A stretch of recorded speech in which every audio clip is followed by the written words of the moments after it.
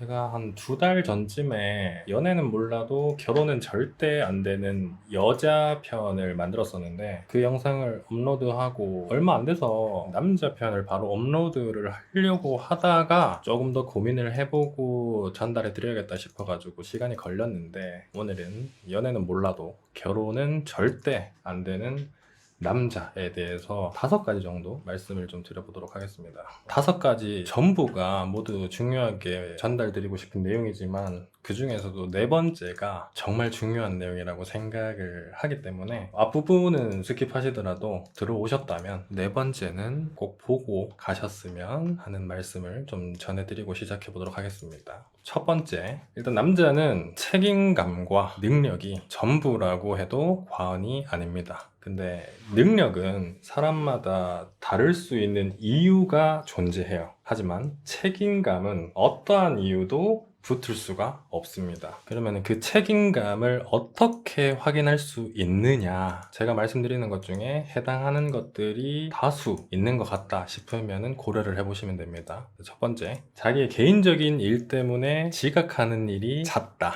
2번째, 급작스럽게 월차나 연차를 낸다. 출근을 하지 않는 일이 자주 생기는 것 같다. 다른 관점에서 얘기를 하면은 이런 것도 있어요. 남자가 퇴근을 하고 여자친구랑 약속을 잡고 만났는데 구구절절 오늘 내 직장에서 있었던 일들, 힘들었던 일들을 늘어놓는 사람도 조금 유심히 지켜볼 필요가 있어요.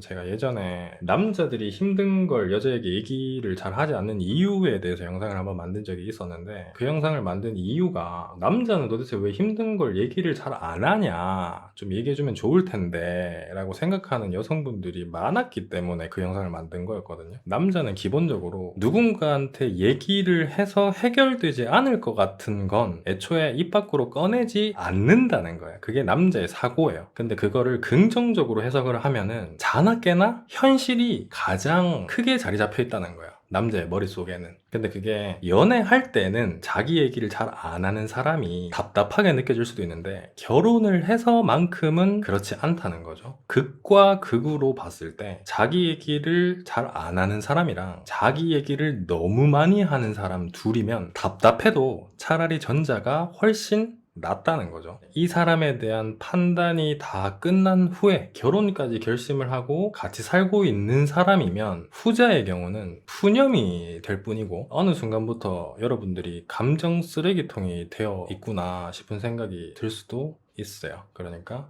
이러한 싹이 보일 때는 그 사람과의 관계를 조금 더 심도 깊게 생각을 해보셨으면 좋겠다. 이게 첫 번째였고요. 2번째가 살림살이에 익숙하지 않은 남자입니다. 요즘은 연애할 때도 이런 거 다 파악 가능하시죠? 제가 이거를 왜 말씀드리려고 하냐면은 예전에는 있잖아요. 여러분들 부모님 세대까지만 하더라도 결혼을 했을 때 남자와 여자가 맡은 가정의 임무가 나뉘어져 있었어요. 그러니까 남자 같은 경우에는 직장 혹은 자영업이 될 수도 있고 가게의 경제적인 부분을 맡는 쪽이 남자였고 상대적으로 여자는 집에서 살림을 하거나 육아를 하거나 이런 것에 보편화가 돼 있었죠. 근데 지금은 현대사회에서는 대부분의 신혼부부들이 맞벌이를 하고 있기 때문에 그렇지가 않다는 거예요. 그럼에도 불구하고 살림은 여자의 전담이 되어 있는 경우가 비일비재해요. 남자, 여자 모두가 맞벌이를 하고 있음에도 불구하고 살림의 비중이 여자 쪽에 더 치우쳐져 있는 부부들이 엄청나게 많다는 거예요. 당연시되고 있는. 이렇게 말씀드리면 제가 또 여자의 편에 들어서 얘기한다고 오해하시는 분이 계실 수 있을 것 같아서 말씀드리는데 저는 자주 보시는 분들은 아시겠지만은 어느 한쪽에 편향되어 있는 사람이 아닙니다. 페미니스트를 그렇게 좋아하지도 않고요. 단지 제가 결혼을 해보니까 그렇더라고요. 살림하는 게 정말 힘들어요. 살림이 힘든 것보다 제가 이때까지 살아왔던 가닥이 있는데 그걸 깨고 살림에 적응을 하는 게 너무 힘들더라고요. 시간이 너무 오래 걸리더라고요. 시간이 오래 걸리더라도 적응을 하려고 노력을 했는데 그 노력조차 하지 않고 그 자체를 당연시 여기면서 그냥 살아가는 부부들이 너무 많다는 걸 느끼면서 이 부분에 대해서는 여러분들이 결혼하시기 전에 파악할 수 있으면 꼭 알아두셨으면 좋겠다 싶은 생각이 들어서 하나 넣어놨고요. 그리고 3번째는 가볍게 넣어놓은 건데 배가 나온 남자입니다.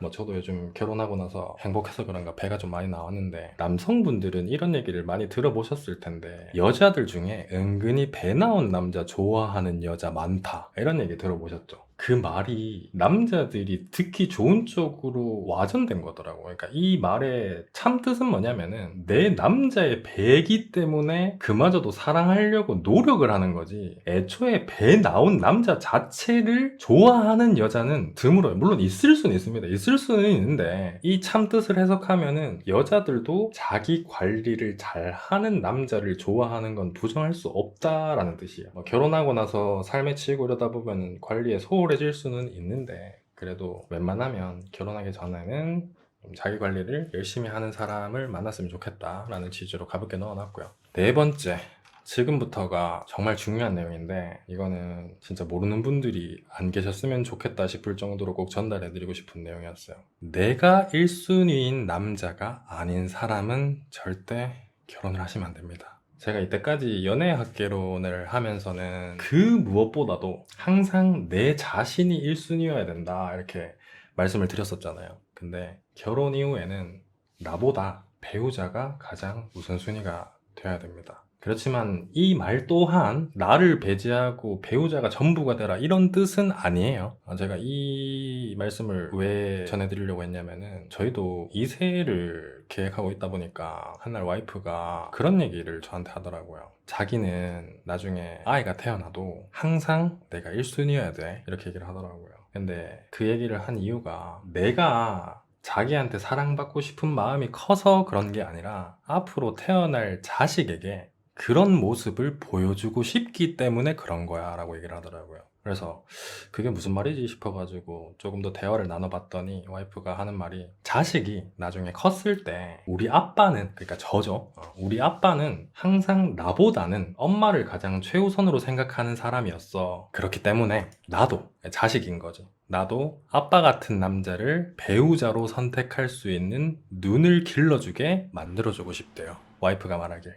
그로 인해서 내 자식은 그런 남자를 만나서 오랫동안 사랑받으면서 살았으면 좋겠대요. 그 이유 때문에 자기는 항상 자식 앞에서도 내가 1순위였으면 좋겠어, 그런 모습을 보여줬으면 좋겠어 라고 얘기를 한 거예요. 아들이라도 마찬가지예요. 아빠 같은 남자처럼 살아서 와이프랑 평생 함께 할 수 있도록. 어쨌든 결혼하기 전까지는 연애하는 단계니까 여러분들 스스로를 1순위로 생각하면서, 결혼으로 넘어갈 때 상대방을 1순위로 생각하는 그 과도기겠죠. 그래서 굉장히 어렵게 느껴질 수도 있는데, 이 사실을 먼저 이해하고 인지하고 계신다면 조금 더 행복한, 화목한 결혼 생활이 될 것 같아서 정말 중요하게 좀 말씀을 전해드리고 싶었고, 마지막으로 5번째는 어디까지나 케이스 바이 케이스고 제 선입견이에요. 저는 확실하게 말씀드리겠습니다. 제 선입견이라고 저도 생각을 하는데, 그렇기 때문에 이러한 경험이 있으신 분들은 그냥 공감하면서 들어주시고, 없으신 분들은 참고 정도만 하세요. 주변 친구를 보시면 됩니다. 남들이 흔하게 얘기하는 그런 주변 친구를 봐라, 이런 얘기는 아니고, 여러분들이 만나게 된 남자가 있어요. 그럼 그 남자랑 오랫동안 알고 지내면서 그 사람의 주변 친구들을 두루두루 소개를 받거나 함께하는 자리가 생길 거 아니에요? 그러면 그때 그 사람의 친구들이 여러분들의 남자친구와 이미지 혹은 느낌이 비슷한지 아닌지, 그것만 보시면 돼요. 이때까지 이 사람을 알고 지내면서 이 사람의 친구를 5명에서 혹은 7명 정도 같이 자리를 했었는데, 그 사람의 친구들 5명 내지 7명 전부가 지금 내가 만나는 남자와 거의 비슷한 느낌들이었다. 그러면 돌다리도 두드려보고 건너라는 거예요. 그러면 어떤 남자가 그나마 가능성이 있는 사람이냐 면, 내 남자친구한테 이런 친구가 있었다고? 좀 의아한 생각이 드는. 저도 어렸을 때는 그런 생각을 했었어요. 쟤랑은 전혀 느낌이 다르고 어울릴 것 같지도 않은데, 이런 생각이었는데, 시간이 지나고 보니까 정말 그런 친구가 진국인 경우도 있었고, 그런 친구랑 교제하는 이유도 있더라고. 비슷한 느낌들의 친구들만 있는 사람이 안 좋은 사람이다 라고 얘기할 만한 이유와 뭐 명분은 없는데, 반면에 얘한테 이런 친구도 있었네 싶은 친구들도 두루두루 지내는 친구면, 그 사람은 자기와 비슷한 성향을 가진 친구들 뿐만이 아닌 다른 친구들과도 어울릴 수 있는 사람이에요. 그러니까 다섯 번째는 앞서 제가 전제를 깔았지만 상당 부분이 느낌이에요. 그렇기 때문에 이런 경험이 있으신 분들은 그냥 얘가 말하는 게 무슨 느낌인지 알겠어 하시면 되고, 전혀 이해가 안 간다 그러면은 그냥 한 귀로 듣고 흘리셔도 돼요. 그러면은 오늘 준비해온 내용은 여기까지 하도록 하고요. 저는 또 다음에 더 좋은 내용들로 찾아뵙도록 하겠습니다. 시청해주셔서 감사드립니다.